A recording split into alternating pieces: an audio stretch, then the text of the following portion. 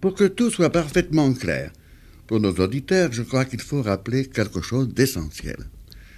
Il y a un texte qui a une fortune prodigieuse, aussi bien en islam que dans la philosophie scolastique. C'est ce texte qui a pour titre « Théologie d'Aristote ». C'est une théologie, mais elle n'est pas d'Aristote. En fait, c'est une compilation des 3 dernières Énéades de Plotin. Il serait très compliqué de vous expliquer comment cette compilation a été faite. Enfin, elle est passée en arabe grâce à l'intermédiaire des traducteurs qui furent presque toujours des chrétiens syriaques au IXe siècle. Et c'est ce texte qui a eu cette fortune prodigieuse dans la méditation des philosophes et mystiques de l'islam. Le fait qu'elle fût attribuée à Aristote a provoqué une magnifique confusion. On avait donc affaire à un Aristote qui était platonicien. Si bien qu'on ne pouvait pas prendre contre Aristote, même les antipéripatéticiens les plus décidés, une position qui fut sans réserve. Dans tous les répertoires que nous avons conservés, particulièrement dans la philosophie iranienne, irano-islamique, il y a l'opposition très nette entre ceux qu'on appelle les péripatéticiens, les mashaoun, c'est-à-dire ceux qui philosophent en se promenant, et les ishraqiyoun, qui sont les disciples de Sohravardi, qu'on appelle plus communément encore les platoniciens de Perse. Si bien que cette opposition que l'on sentait fort bien entre la philosophie d'inspiration aristotélicienne et la philosophie d'inspiration platonicienne, on en rendait responsable, non pas Aristote lui-même, puisqu'il avait écrit cette théologie, mais les péripatéticiens tardifs, et en particulier les péripatéticiens de l'islam. Mais enfin, un certain nombre s'étaient méfiés. De même aussi qu'on s'est méfié en Occident, dès le XIIIe siècle, vous pouvez lire des réserves sur la paternité de ce traité, l'attribution qu'on en faisait à Aristote. Sohravardi lui-même, fondateur donc de cette philosophie orientale, je rappelle l'origine du mot, c'est le mot Eshraq. Eshraq désigne la lumière, l'illumination de l'astre à son lever, son orient. C'est donc délibérément dans la pensée de Sohravardi, philosophie orientale, mais au sens métaphysique du mot. Ce ne sont pas les orientaux au sens géographique, pour lui évidemment. Les représentants les plus éminents de la philosophie orientale sont les sages de l'ancienne Perse. Il a voulu ressusciter leur philosophie dans l'Iran islamique, mais c'était la connaissance orientale qui faisait d'eux des orientaux. Ce n'est pas inversement parce qu'ils étaient orientaux que leur connaissance était automatiquement orientale. Eh bien, c'est chez ces philosophes orientaux, c'est ces Eshraqiyun, que cette théologie d'Aristote a prospéré. Je crois qu'il n'est pas un seul d'entre eux qui ne la cite à un moment donné au cours de son livre. Et vous savez, le passage le plus éminent, vous le trouverez chez Sohravardi, c'est le passage où Plotin déclare « Souvent je m'éveille à moi-même en échappant de mon corps, étranger à toute autre chose, dans l'intimité de moi-même. Je vois une beauté aussi merveilleuse que possible. » Il y a bien des variantes. Mais toujours, malgré les variantes, vous reconnaissez l'identité du texte et vous pouvez vous y référer. D'ailleurs, les auteurs ne manquent pas de toujours citer expressément la Théologia d'Aristotelis. Sohravardi donc la rapporte, s'étant méfié des autres, pour lui, c'est Platon. Et ce récit d'extase n'est pas un récit d'extase d'Aristote, il le met délibérément sur le compte de Platon. Je crois que, à leur tour, beaucoup d'entre eux l'ont également senti, mais une chose très intéressante, c'est qu'on considère en Occident que la fortune de cette théologie d'Aristote s'est arrêtée, mon Dieu, à la fin du Moyen-Âge. Elle a continué encore très longtemps en Iran. L'Iran a été, n'oublions pas, le refuge de la philosophie dans le monde islamique. Et nous avons encore, au XVIIe siècle, un éminent philosophe de l'école d'Ispahan, qui est Qadi Saïd Qummi, qui a consacré un énorme volume à commenter cette théologie d'Aristote.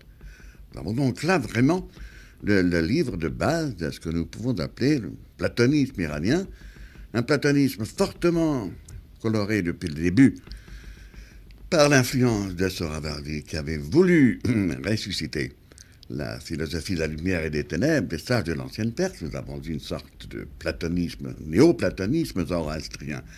C'est ce qui caractérise toute cette philosophie de l'Iran islamique, de l'islam oriental. Vous avez relevé justement, avec beaucoup d'à-propos, l'importance de ce texte dans une des confessions extatiques de Mirdamad.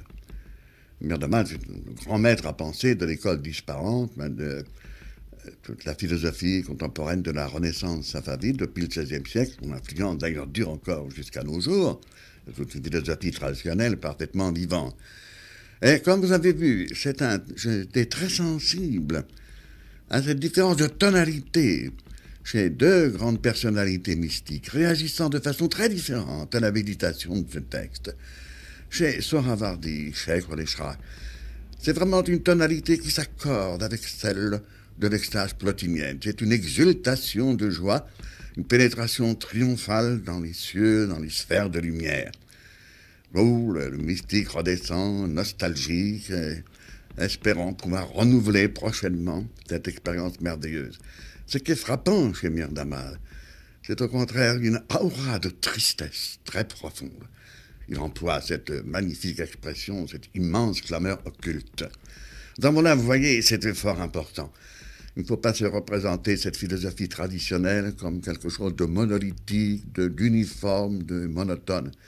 Chacun d'eux réagit avec toute sa personnalité, avec toute sa vocation propre, et à une diversité prodigieuse. Et soyez sûr que nous avons beaucoup à en apprendre encore. Nous avons des masses de textes qui sont restés inédits. Je me suis employé toute ma vie et je crois que j'ai certains de mes jeunes collègues, notamment en Iran, qui sont conscients de cette tâche. Voyez-vous, en très gros, je crois que c'est ce qu'on peut commencer par dire autour de ce texte de Plotin qui a retenu votre attention. Je prends un autre passage de cette théologie d'Aristote. Je crois le point de départ de quelque chose d'essentiel. Pour comprendre ce que veulent dire nos philosophes mystiques, qui ne séparent jamais d'ailleurs la philosophie d'expérience mystique, l'une sans l'autre, ou c'est une perte de temps, ou c'est pas la campagne, c'est que les entités spirituelles sont de plusieurs sortes, et qu'il y en a qui ont leur demeure dans le ciel situé au-dessus du ciel étoilé. Et quelque chose de très important. Voyez, nous le disons, dans la théologie d'Aristote, nous disons que derrière ce monde, il y a un ciel, une terre, une mer, des animaux, des plantes et des hommes célestes. Chaque être qui est dans ce monde-là est céleste. Il n'y a aucune chose terrestre. Ces quelques lignes peuvent nous servir de leitmotiv pour introduire un aspect essentiel de la métaphysique, de l'eau mystique, quelque chose que l'on peut grouper autour du thème, disons, de physiologie du corps subtil. Pour eux, l'homme se présente comme une triade composée de trois éléments: l'homme corporel, l'homme psychique, l'homme intellectif ou l'homme spirituel. C'est une intuition qui d'ailleurs est commune à toute la gnose traditionnelle. Mais il y a tout de même leur œuvre propre, et ça commence avec Sohrawardi, a été d'insister sur cet intermonde situé qui fait le lien entre le monde sensible, le monde que perçoivent donc nos cinq sens, et ce monde intellectif auquel nous accédons de quelques moments privilégiés par ce que nos mystiques appellent la fine pointe de l'âme. Ce monde intermédiaire est celui qu'on désigne en arabe comme alamul mathal. Littéralement, c'est, je traduis en latin, mundus imaginalis, parce qu'il nous faut un terme technique. Et surtout qu'au long des années, je me suis appliqué toujours de plus en plus à éviter toute confusion entre l'imaginaire et l'imaginal. Vous voyez, ce qui a, je crois, affaibli beaucoup notre spéculation philosophique en Occident depuis 3 siècles, c'est que nous avons perdu la trace, le contact de ce monde, de cet intermonde, de ce monde imaginal. Et nous en avons été réduits à identifier tout ce qui ne tombe pas sous nos sens, ou tout ce sur quoi ne peuvent pas légiférer les lois de l'entendement. Nous appelons ça l'imaginaire, nous l'appelons le fantastique, autant dire c'est l'irréel. Et j'ai relevé il y a déjà bien longtemps une phrase magnifique où Paracels insiste pour que l'on distingue bien entre ce qu'est l'imagination vera, l'imagination vraie, et l'imaginaire, la fantaisie, qui est la pierre de touche des fous. Vous voyez, ce que nous venons de lire, dans ces quelques lignes de la théologie d'Aristote, nous a été préservé en arabe, c'est cette idée que tout notre monde sensible est doublé par un monde qui est affranchi de la matière matérielle, disons de la matière pondérable, mais non pas de l'étendue. Et quand on pénètre dans ce monde, ça ne veut pas tout dire que l'on perd toute la richesse du monde sensible, au contraire qu'on la retrouve, mais à l'état éminent. Le monde est affranchi de toutes les lois, de toutes les servitudes du monde de la matière qui tombe sous les sens, mais en même temps, il sert d'intermédiaire avec le monde intelligible. Il est le lieu, donc, des projections du monde supérieur, et ce monde a le privilège de nous réserver ce qu'on peut appeler les images métaphysiques, les images intellectives. Et c'est dans cet intermonde que se produisent les visions des mystiques, les visions des prophètes, tous les événements de l'eschatologie, tous les événements, par exemple, de la résurrection. C'est un monde donc qui comporte un paradis et un enfer. Et c'est pourquoi il ne faut pas vous étonner. Si ceux qui y pénètrent peuvent avoir une vision paradisiaque, ils peuvent avoir une vision de l'enfer. Et les deux témoignages de Sohravardi et de Mir Damad en sont un exemple frappant. Mais ce qu'il faut en retenir, c'est que c'est dans cet intermonde que se joue toute la dramaturgie de l'expérience mystique. Il y a eu une valorisation extraordinaire de l'image que nous ne pouvons plus concevoir en Occident, a priori, parce que nous avons dégradé le sens de l'image en en faisant de l'imaginaire. Elle est complètement déréglée, elle est livrée donc au fantastique, au macabre, au funèbre. Le monde des imaginalistes n'est pas le monde de l'imaginaire des surréalistes. Faisons bien attention, il y a une grande discipline qui règle les visions de ce monde. Sohravardi disait très justement que si l'on perd la réalité de ce monde-là, il est le premier qui en a vraiment fait l'ontologie, on a assuré la base métaphysique, ce sont toutes ces visions prophétiques et ces événements eschatologiques qui n'ont plus lieu, qui perdent leur lieu.